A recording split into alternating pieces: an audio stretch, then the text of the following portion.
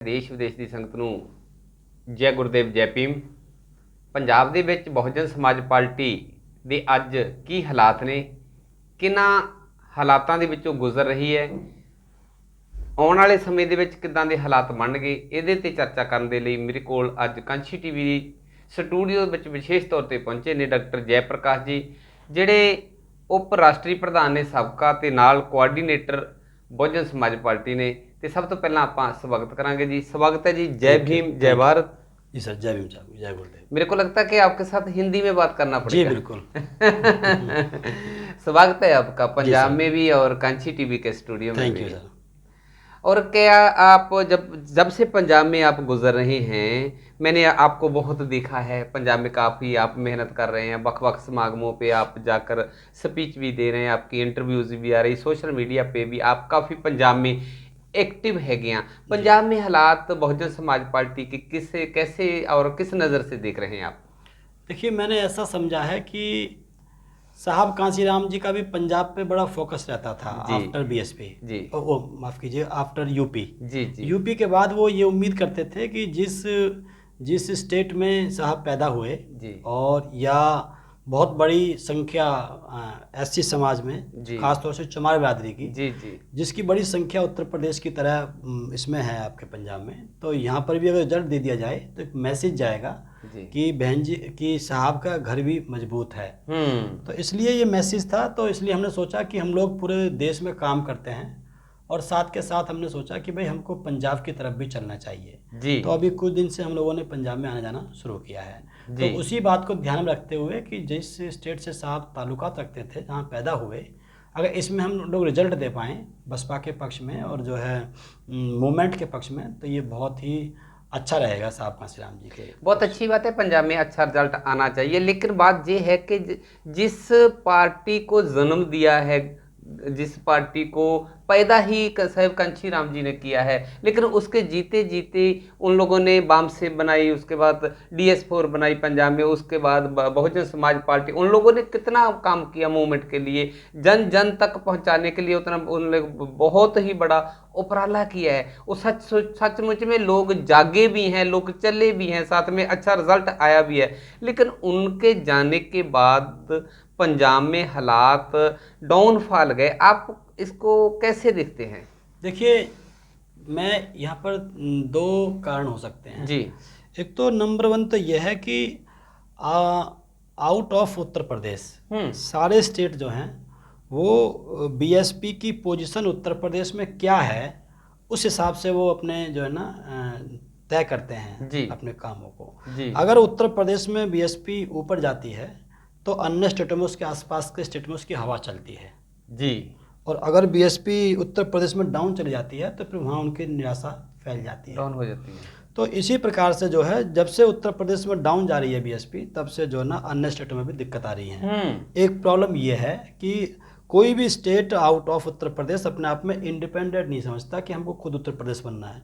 वो पता नहीं वहाँ से हवा लेता है उत्तर प्रदेश से। अच्छा। जबकि ऐसा नहीं लेना चाहिए, उनको अपने हिसाब से ही चलना चाहिए हर एक स्टेट को। नंबर 2 जो है, जो जानकारी जो मिलती है कि भाई जो है जो बहन जी जो प्रोग्राम्स देती हैं, उन पर भी हमारे जो है जो कार्यकर्ता प्रभारी लोग हैं, उन पर भी वो लोग खड़े नहीं उतरते हैं। और दूसरी बात यह है कि समाज को आपके रिजल्ट से मतलब है, इस बात से मतलब नहीं है कि आपने बहुत मेहनत करी। एक बच्चा जो है स्कूल में खूब जाता है, क्लास अटेंड करता है, घर पे भी पढ़ता है जी, और दिन रात कमरे में रहता है, लेकिन वो बच्चा फेल हो गया तो उससे फिर पूछा जाएगा भाई तुम क्या कर रहे थे। बिल्कुल। नंबर 2 दूसरी तरफ एक बच्चा स्कूल बंक भी कर देता है कभी कभी, और जो है पढ़ता भी कम है, गेंद बॉल बहुत खेलता है, और उसके बाद वो उसके 100 में से 97 नंबर आ गए, 57% आ गए। तो उसके माँ बाप या गार्जियन जो या उसके जो टीचर्स है वो देखते हैं कि भाई आउटपुट तो उसका अच्छा है। तो आउटपुट का बहुत बड़ा योगदान होता है कि आपने क्या आउटपुट दिया है। तो जिस प्रकार से राजस्थान में आपके पंजाब में एक सीट जीते हैं हम लोग जी, गठबंधन होने के बावजूद, और उसी प्रकार से हम लोग जो है उत्तर प्रदेश में भी एक सीट जीते हैं। तो उत्तर प्रदेश में जो निराशा चल रही थी, वो निराशा की हवा कहीं ना कहीं अन्य स्टेटों में भी जा रही थी। तो ये दोनों तरफ से प्रॉब्लम हुई है। एक तो जो स्टेट जो है गैर यूपी अपने आप को इंडिपेंडेंट नहीं समझता, वो सोचता है यूपी ठीक तो हम ठीक, यूपी खराब तो हम खराब, हम भी नहीं चल पाएंगे। तो वो जो उसकी जो इन्फ्लुएंस में जो रहता है वो भी कुछ गलत करता है स्टेट, उसको इंडिपेंडेंट होना चाहिए।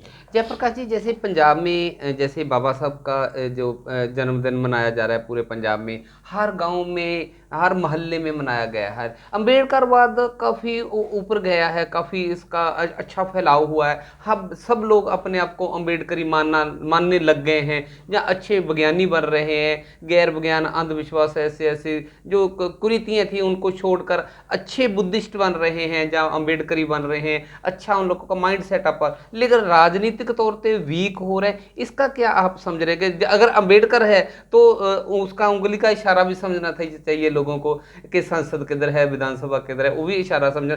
अम्बेडकर को मानते हैं, अच्छे अम्बेडकरी भी हैं, अच्छी तरह मानते हैं, पढ़े लिखे भी हैं पंजाब में, अब पहले से बहुत अच्छा माहौल है, आर्थिक तौर पे भी मजबूत हुए हैं, लेकिन राजनीतिक तौर पे कमज़ोर हुए हैं पंजाब में, खास करके यूपी के अलावा। इसको किस नज़र से देखते हैं? देखिए, आप अगर हम लोग साहब कांसीराम की पूरी स्टडी करें तो समझ में आएगा कि साहब कांसीराम जी ने पहले अम्बेडकरवाद दिया लोगों को कि ये अम्बेडकरिज्म है, बिल्कुल, और ये आपका ब्राह्मणिज्म है, बिल्कुल। इस ब्राह्मणिज्म से इतने % लोगों को नुकसान है, हाँ, और अम्बेडकरवाद से इतने % लोगों को लाभ हो जाएगा।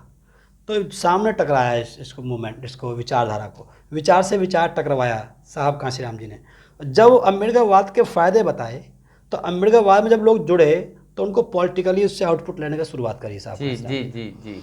तो जब किसी भी कम्युनिटी एज ऑल में अगर कोई विचार पनपता है या आप डालते हैं तो उससे आउटपुट लेने की जिम्मेदारी भी वो लीडर की होती है, बिल्कुल। तो जैसे अगर अम्बेडकरवाद अगर उत्तर प्रदेश में, पंजाब में फैल रहा है तो उस अम्बेडकरवाद से उसको वोटों में तब्दील करके इससे वोट डलवाना, पॉलिटिकली अवेयरनेस लेकर के उसको स्थापित करना, ये जिम्मेदारी नेताओं की होती है। अगर हमको ये पता है कि इतनी बड़ी पैमाने पे अम्बेडकर जयंती मनाई जा रही है तो इस पर नेताओं की जिम्मेदारी बनती है कि वो बैठक करे कि भाई आखिर ये वोट में कन्वर्ट क्यों नहीं हो रहा है। हाँ, बिल्कुल। तो इसके लिए डाटा इकट्ठा करा जाए, एनालिसिस किया जाए, निष्कर्ष निकाला जाए, तो तब जाकर के हम लोग यहाँ पर आए। तो हम लोग जो है ना, अन्य पार्टीज़ की तरह हम लोग जो है एनालिसिस नहीं कर रहे हैं, हम लोग निकाल नहीं पा रहे हैं कि कारण क्या है। हम बुद्ध को मानते हैं, बुद्ध ने बताया दुख है, दुख का कारण है, निवारण है, मार्ग है, लेकिन उसको हम अडॉप्ट नहीं करते हैं। हम किसी भी समस्या का समाधान ढूंढ सकते हैं इस प्रकार से। तो इसीलिए जो अम्बेडकरवाद जो फैला वो हमारा, इसको हम लोग अगर उनको लीडरशिप दिख जाए कोई अच्छी सी, वो विश्वास दिखा दें कि भाई ये इस दुश्मन को विरोधी जो बताया जा रहा है इसको हरा करके हमको इधर सफलता की तरफ ले आएगा, तो लोग वहाँ जुड़ जाएंगे। तो ये प्रॉब्लम कुछ हमारे यहाँ की है, पंजाब में ऐसी दिखाई दे रही है, सब जगह की प्रॉब्लम है ये, सब जगह। जैसे पंजाब में खास करके ये समस्या आ रही है कि जो नेतागण जहाँ के हैं वो इस समस्या की तरफ ध्यान मत कम देते हैं, तो इसलिए बसपा पंजाब में डाउनफॉल जा रही है और अम्बेडकर तो बढ़ता है। ये लोगों की अपनी मंशा है, लोग अपने आप अम्बेडकर को बढ़ावा दे रहे हैं। आज आप खुद अम्बेडकरी बन रहे हैं लोग, जहाँ पंजाब में ऐसे हालात हैं। अब अगर पंजाब में बहुजन समाज पार्टी के स्टेट के लीडर्स लोगों को साथ में लेकर चले तो लोग अपनी अपनी पार्टी को छोड़कर साथ में चलने को तैयार हैं पंजाब में। लेकिन जो पंजाब में स्टेट बॉडीज जो हैं वो गांव-गांव तक, घर-घर तक, लोगों तक पहुंच करने में उनको कमी हमें भी महसूस हो रही है, आपने भी बताया है। ऐसे भी हम सुन रहे हैं कि जैसे आप कुछ देर से पंजाब में काफ़ी तिखी नज़र रख रहे हैं और विजिट भी कर रहे हैं कि आप भी पंजाब में ये हालातों को जानकर, जैसे स्टेट बॉडी जो है या लीडर साहबान है ध्यान कम दे रहे हैं, तो आप भी ध्यान ज़्यादा देना शुरू किया है पंजाब में। सुना है मैंने काफ़ी लोगों से कि आप भी पंजाब में इस तांग में, इस नज़र में है कि जहाँ के लीडर साहबान हो जो हैं वो पार्टी को अच्छा नहीं चला सके या चला रहे हैं, आप कोई अलग पार्टी बनाने जा रहे हैं पंजाब में, ऐसा भी कुछ सुना है? देखिए, मैंने अभी कुछ दिन पहले एक वीडियो जारी किया था, काफ़ी यूट्यूब चैनल वाले लोगों से बातचीत करी थी, लोगों ने डाला भी उसको। मैंने ये नहीं कहा कि मैं पार्टी बनाऊंगा, मैंने ये कहा है कि हम पहली बात तो बीएसपी को बचाने के लिए पूरी ताकत लगाएंगे। जो समाज चाहता है कि बीएसपी किसी भी कीमत पे बच जाए, क्योंकि इसके साथ साहब कांसीराम जी का नाम जुड़ा हुआ है। साहब कांसीराम जी के खून पसीने की कमाई है ये जो महल है ये बड़ी मुश्किल से साहब ने तैयार किया है। तो पहली बात तो हम इसको ताकत लगाएंगे पूरी कि बीएसपी बच जाए। लेकिन साथ में मैंने एक बात कही उसमें कि बीएसपी को बचाना ना बचाना ये बहन जी के हाथ में है। बहन जी चाहे तो बचा सकती हैं। बहन जी अगर चाहें इसको बचाया जाए तो दुनिया की कोई ताकत इसे ख़त्म नहीं कर सकती। लेकिन बीएसपी को बचाना ना बचाना बहन जी के हाथ में है, लेकिन मिशन को बचाना ना बचाना ये समाज के हाथ में है। बिल्कुल। और मिशन बड़ी चीज़ होती है।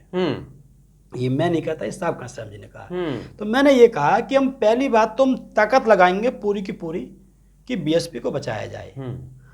और अगले जो चुनाव हैं, जब बीएसपी का राष्ट्रीय उपाध्यक्ष आनंद भाई साहब हैं, नेशनल कोऑर्डिनेटर आकाश भाई हैं, तो जब ये लोग सर्वे सराबा बन ही गए हैं, यही कमेटी को डिजॉल्व कर रहे हैं, यही घोषित कर रहे हैं, यही बना रहे हैं, जैसे राजस्थान में हुआ अभी, तो अब जो चुनाव आएंगे आगे वाले, चाहे राजस्थान हो, मध्य प्रदेश हो, छत्तीसगढ़ हो, हरियाणा हो, दिल्ली मेयर हो, यूपी मेयर हो, लोकसभा हो, इन 2 साल के अंदर 2024 तक 7 चुनाव मेन चुनाव आएंगे। अगर इन 7 चुनावों में बीएसपी ऊपर जाती है, सीटें जीतते हैं और परसेंटेज बढ़ती है और आकाश के नेतृत्व में बढ़ती है, तो हम आकाश को अपना नेता मानने के लिए तैयार हैं। ठीक है, हमें हमें कोई दिक्कत नहीं है कि वो परिवार से हैं या किसी से हैं। यहाँ पर योग्यता से मतलब है हमें। अगर वो पार्टी को उठा लेते हैं तो हम उनको नेता मानने के लिए तैयार हैं। और अगर 1% वो नहीं उठा पाते हैं पार्टी को और बूस्ट नहीं कर पाते हैं, तो अगर समाज खत्म, मतलब ये मूवमेंट खत्म हो रहा है, पार्टी खत्म हो जाती है, पार्टी के पास 1-2% वोट अगर बचता है तो ये कोई पार्टी बचना नहीं है। बिल्कुल बिल्कुल। इसको भी लोग कहें कि पार्टी ऐसे तो लोग 20-20, 50-50 लोगों की पार्टी लेके घूम रहे हैं। हाँ, वो भी पार्टी है, वो भी पार्टी है। बिल्कुल बिल्कुल। लेकिन अगर वोट का परसेंटेज 2-3% पे पहुंच जाता है इन चुनावों में, तो इसका मतलब पार्टी खत्म हो रही है। और अगर ऐसा हो रहा है, जिसके पास में 85% समाज हो, उसके पास 3% वोट हो, तो इस पर तो सोचना चाहिए। बिल्कुल सोचना चाहिए, बिल्कुल। तो अगर वो ख़त्म कर देते हैं, ये लोग बीएसपी को उठा नहीं पाते हैं, चला नहीं पाते हैं, तो फिर हम साहब कांसीराम जी के मूवमेंट को ऐसा है और अनाथ नहीं छोड़ेंगे। फिर हम समाज से बातचीत करेंगे, बुद्धिजीवी लोगों से, कि भाई अगर ये समाज फिर से कांग्रेस की तरफ चला गया, एंटी भाजपा, तो फिर साहब कांसीराम जी के द्वारा किए गए संघर्ष का क्या लाभ होगा। और यही कांग्रेस चाहती है। तो इसलिए हमने ये कहा कि हम कोई पार्टी नहीं बनाएंगे, हम कोई पार्टी, हमारा बनाने का कोई उद्देश्य नहीं है। पहली बात तो बसपा को बचाने के लिए काम करेंगे। 1% वो नहीं बचा पाते हैं ये लोग। मैंने कहा, जयप्रकाश कहता है, मान लीजिए जयप्रकाश कहता है कि आकाश इज इनकम्पिटेंट, आकाश योग्य नहीं है, तो आकाश भाई प्रूफ करे कि वो योग्य है। मैं ये कहता हूं कि ये पार्टी चला नहीं पाएंगे, तो आप ये कहो कि हम चला के दिखा रहे हैं। भाई टाइम है आपके पास खूब, 2, 4, 4, 5 साल, 10 साल, जितना आप चाहो ले लो आप। जब तक आपके साथ समाज है, हम तब तक ही मानेंगे कि आपके पास आप पार्टी चलाने की स्थिति में हो। अगर समाज ने आपको छोड़ दिया, फिर भी आप ये कहें कि हम पार्टी चला लेंगे, तो भाई तुम्हारे पास समाज तो बचा ही नहीं। तो ऐसी स्थिति में मैंने कहा कि फिर हम लोग समाज को विकल्प देंगे, बुद्धिजीवी लोगों से बातचीत करेंगे। अगर ऐसा हो जाता है तो विकल्प कैसे, कहाँ से शुरू करेंगे, पंजाब से या उत्तर प्रदेश? नहीं, देखिए हम लोग जो है समाज से बातचीत करेंगे। देश में जो चिंतित लोग हैं मूवमेंट के, अभी मेरे पास 2 साल, मैंने इनको बोला है कि आपके पास 2 साल है, 7 चुनाव हैं, इसमें आप प्रूफ कीजिए। अगर जयप्रकाश ये चाह रहा है कि आप सफल ना हो, तो जयप्रकाश के चाहने से कुछ नहीं हो सकता। आपके अंदर योग्यता होगी तो जयप्रकाश कितना ही आपका बुरा चाह ले, लेकिन आप सफल हो जाएंगे।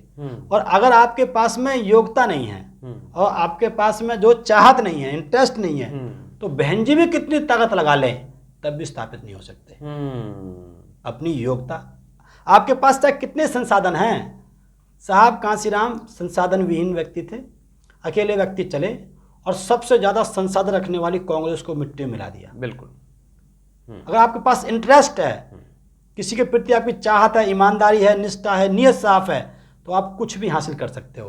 और आपके पास कितने संसाधन हैं, लेकिन अगर आपके पास योग्यता और इंटरेस्ट नहीं है, तो वो सब बेकार हो जाएंगे। आपके सामने बहुत उदाहरण है चीज के। जैसे बहुजन समाज पार्टी में नेशनल लेवल पर परिवारवाद आया है, तो उसका भी नुकसान इस पार्टी को हुआ है। हर स्टेट में ऐसा कुछ, और लोगों को जब मिलते हैं तो लोग ऐसी बातें करते हैं। जी बिल्कुल, हर जगह यही चर्चा है। जो पार्टी के अंदर लोग हैं वो बहन जी के डर के वजह से बोल नहीं पाते हैं, लेकिन जैसे ही वो कोठी से बाहर निकलते हैं, बहन जी के ऑफिस से बाहर निकलते हैं, तो ये बात बाहर आकर वो चर्चा करते हैं कि ये काम बहन जी गलत कर रही हैं। अगर परिवार की बात थी तो साहब कांसीराम का परिवार था। साहब कांसीराम जी ने अपने परिवार में कुछ नहीं दिया। ये कहा कि मेरे भाई को तब मिलेगा, मेरा भाई समाज के आखिरी हिस्से का व्यक्ति है, जब मिलेगा जब सबको पहले मिल जाएगा। मेरी तरफ से अपने इसके लिए कोई विशेष अधिकार नहीं होंगे।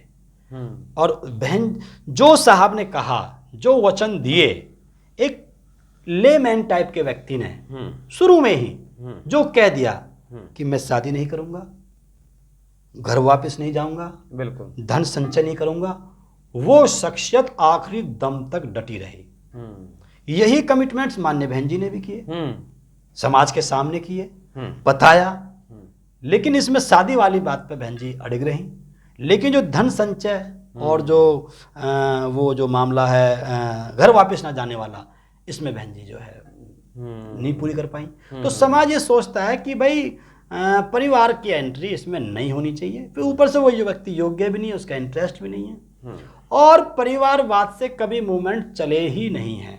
बहुत लोगों ने देखिए, फूले साहब का अकेला बच्चा था, वो नहीं चल पाया। गुरु घासीदास के बच्चे थे, नहीं चल पाए। बाबा साहब के बच्चे थे, नहीं चल पाए। बुद्ध के बच्चा था, नहीं चल पाया। यहाँ पर मूवमेंट जहाँ पर समाज से संबंधित होगा, पॉलिटिकल पार्टी आप चला सकते हो खून के रिश्ते से, लेकिन मूवमेंट हमेशा विचार के रिश्ते से चलेगा। जिसके विचार सटीक बैठा होगा, योग्यता के आधार पर, वही चलेगा। अगर ऐसा कर भी दिया, ऐसा हो भी गया, तो बहन जी के जीते जी तो लोग हो सकता है 2-4-5% मान लें, उनके जाने के बाद फिर कोई इस बात को स्वीकार नहीं करेगा। ये जितने भी आकाश भाई के पास जितने भी लोग मिलने जा रहे हैं, या जो भी लोग मीटिंग में आ रहे हैं, वो बहन जी के फॉलोवर हैं, बहन जी को मानने वाले लोग हैं, वो आकाश को मानने वाले लोग नहीं हैं। आकाश पे से बहन जी अपना हाथ हटा के चले, फिर देखो कौन उनसे मिलने आता है।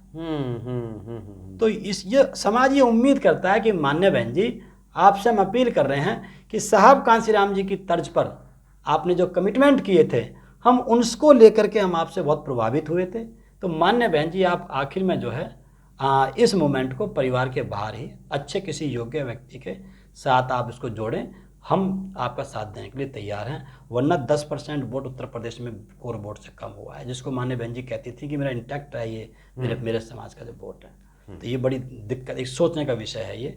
तो इसलिए जो है ये, हम कोई पार्टी लाने के हमारी कोई विचार नहीं है। हमारा तो ये है कि भाई ये पहले बात है पार्टी बच जाए। जब पंजाब में जब से आप गुजर रहे हैं, पंजाब की मानसिकता, पंजाब के लोग कैसे लगे आपको? पंजाब के लोग राजनीतिक तौर पे उनका माइंड जो है वो कैसा लगा आपको? क्या आपने देखा? देखिए, मैंने ये देखा कि पंजाब के जो लोग हैं, जो पहले मैंने बताया भी कि ये लेकर के तो चिंतित हैं कि भाई आफ्टर बहन जी इस मूवमेंट का क्या होगा। और कुछ जो जिन लोगों के हाथ में पावर है, उनको लेकर लोग कहते हैं कि भाई यार, अगर थोड़ा सा सुधार यहाँ भी हो जाए तो बात यहाँ भी आगे बढ़ जाएगी।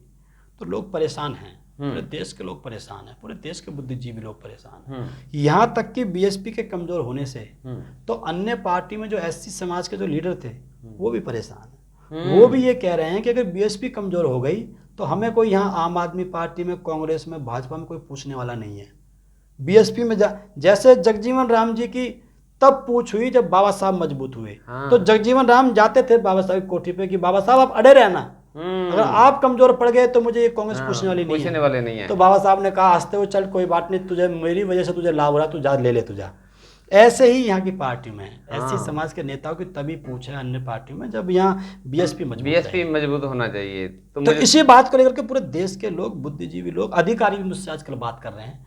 बीएसपी के बड़े बड़े नेता मुझसे बात कर रहे हैं, अच्छे पदगाई लोग बात कर रहे हैं कि साहब की जयप्रकाश भाई वास्तव में बीएसपी का बचाना बहुत जरूरी है, और अगर नहीं बचती है तो हमको विकल्प की तैयारी रखनी चाहिए भविष्य को लेकर। वही विकल्प की आप बात करते हैं, जो विकल्प आप लोग सोच रखा है कि अगर ये मूवमेंट को बचा नहीं पाए आकाश भाई तो हम लोगों को इस पे विचार करेंगे। हाँ बिल्कुल बिल्कुल सही बात उसके लिए आप 2 साल का समय दे रहे हैं। हाँ, हमने जो ना टाइम दिया है कि जब तक समाज बहन जी के साथ है, बीएसपी के साथ है, हम भी बीएसपी को बचाने के लिए काम करेंगे। अगर समाज ने ये कह दिया नहीं भाई हम आपके साथ नहीं है, तो इसका मतलब समाज छोड़ करके जा रहा है आपको, और छोड़ के जा रहा है तो इसका मतलब ये है कि साहब कांसीराम का नाम खत्म हो जाएगा।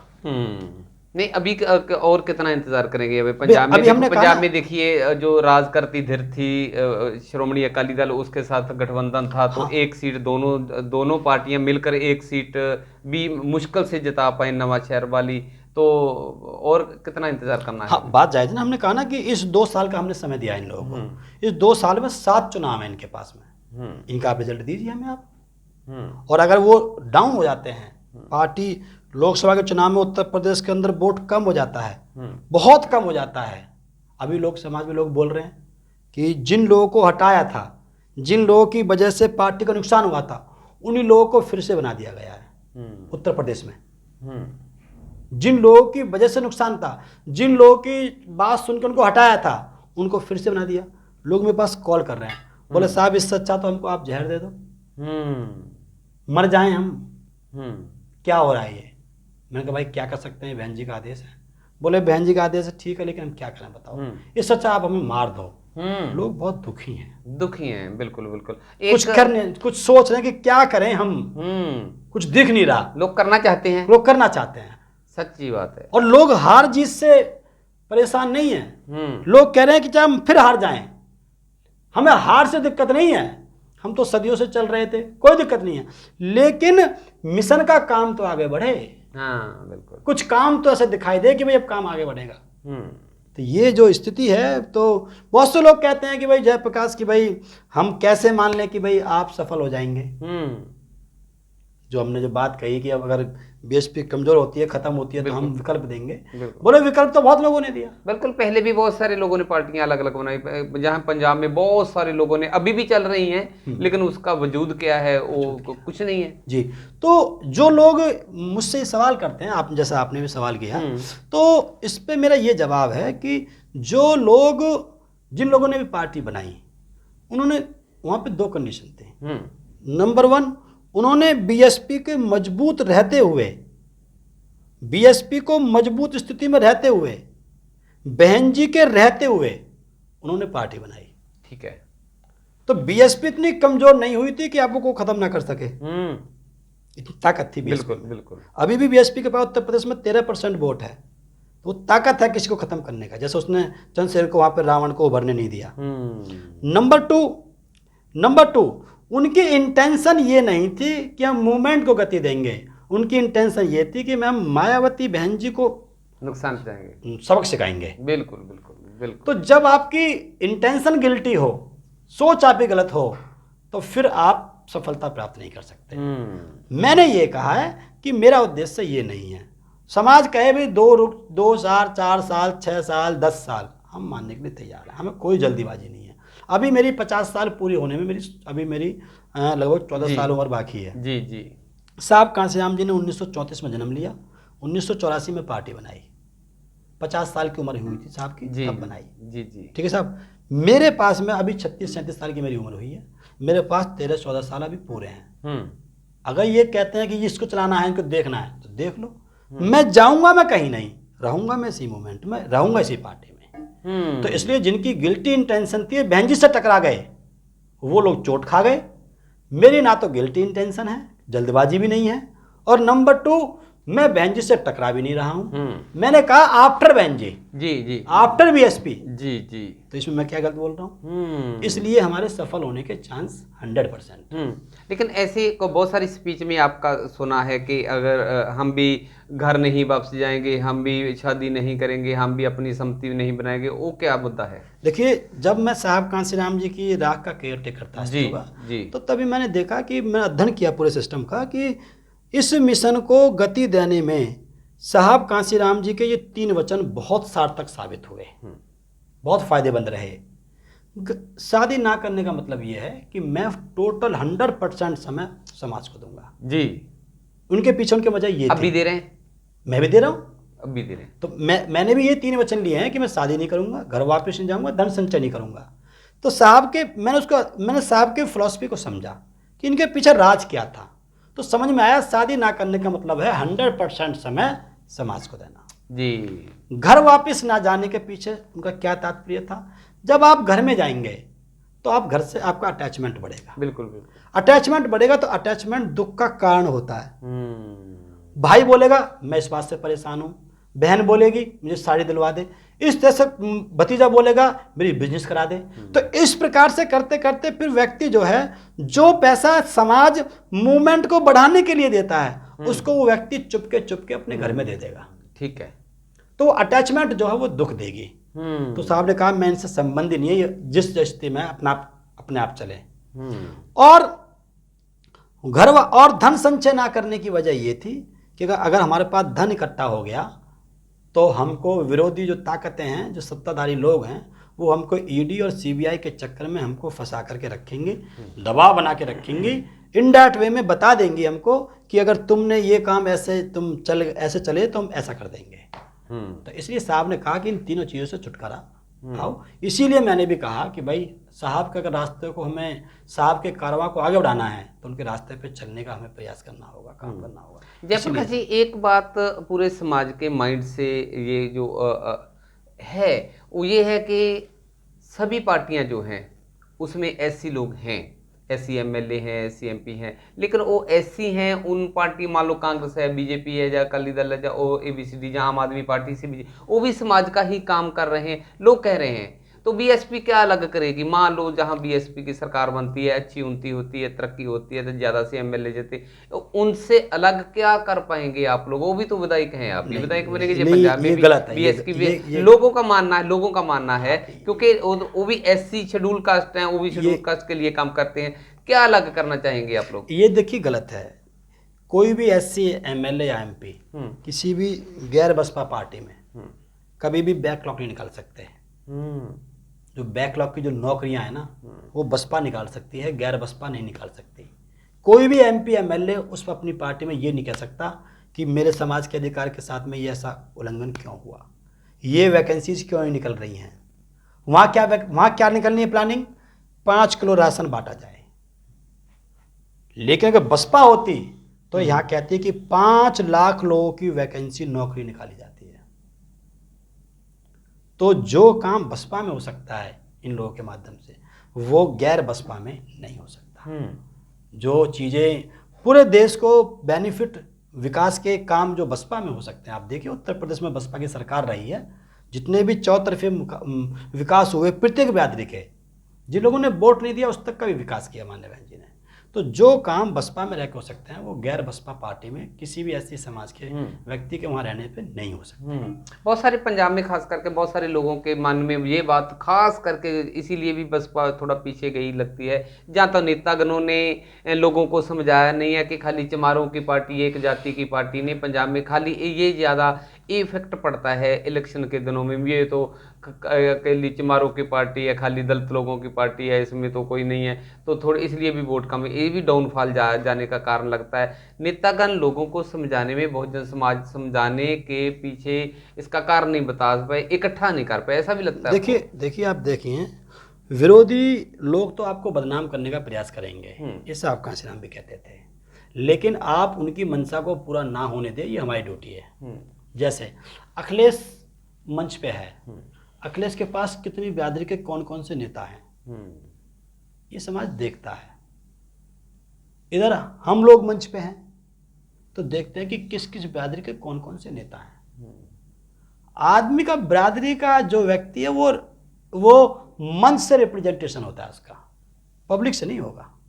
मंच पे किस किस बिरादरी के लोग, मान अरविंद केजरीवाल है, अब वो देखो वो हर क्षेत्र में नेता बनाता है। उसने वो कौन है, वो सिसोदिया उसको ले रखा है, उसको संजय सिंह को ले रखा है, और कोई जैन है, कोई, सभी बिरादरी के नेता उसने मतलब बना रखे हैं, अब खुद काम देख रहा है।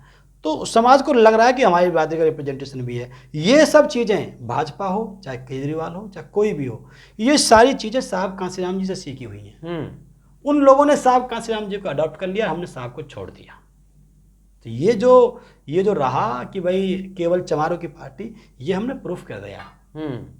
अरे भाई, अगर जिले के अंदर 5 वो हैं पद हैं, तो 5 बिरादरी के लोगों को आप वहाँ पे सेट कीजिए। हम कहते हैं कि कोई मान लो कोई ओबीसी समाज का व्यक्ति योग्य है, उसमें मिशन है, तो आप उसको बनाओ कि भाई पाल समाज के व्यक्ति या बोरा समाज के व्यक्ति आप जिला अध्यक्ष हो और ये चमार उपाध्यक्ष है। नहीं, वो तो ठीक है, जो पद होते हैं वो तो दिए जाते हैं, लेकिन अगर गांव में शहर में देखा जाए तो जो बीएसपी का झंडा है वो खाली एससी लोगों के घर पे ही झूलता है, वो किसी ब्राह्मण के घर पे नहीं झूलता है, किसी जिमीदार जट बरादरी के घर पे नहीं झूलता। इस जहाँ बीसी बरादरी के घरों पे भी कम झूलते। इलेक्शन नंग के निकल के गया है ना अभी तो उसमें देखने को आया है ये सब कुछ।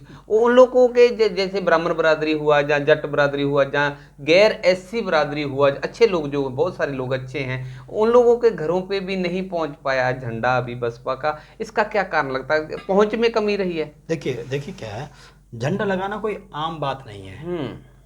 झंडा लगाने का मतलब है कि आपने चैलेंज कर दिया। कोई ना चैलेंज हुआ नहीं है ऐसा नहीं, मतलब कर दिया, आपने झंडा लगा दिया, चैलेंज है गैर बसपा ये लोगों के लिए। हमने चैलेंज कर दिया, हमारे पास झंडा बसपा का है। तो इतने बड़े रिस्क को कोई व्यक्ति तभी ले सकता है जब उसका ब्रेन तैयार होगा। अगर आपने ब्रेन तैयार नहीं किया तो वो रिस्क नहीं लेगा। वो ब्रेन तैयार करने के लिए कैडर कैंप होते थे।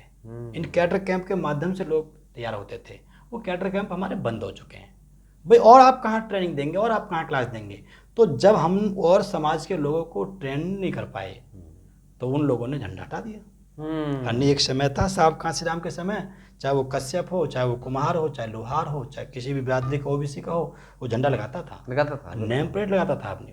वो दौर सब चला गया। तो जब तक हम किसी का ब्रेन तैयार नहीं करेंगे तब तक जो है कोई भी जो है झंडा नहीं लगाएगा। जयप्रकाश जी, जैसे पंजाब में लोग बदलाव चाहते थे, अकाली दल बहुजन बीजेपी का गठबंधन था जहाँ पे पंजाब में, उससे भी लोग किनारा चाहते थे, कांग्रेस से भी किनारा, लोग बदल चाहते थे, तीसरी पार्टी कोई है, तीसरी पार्टी है, तीसरी पार्टी आई।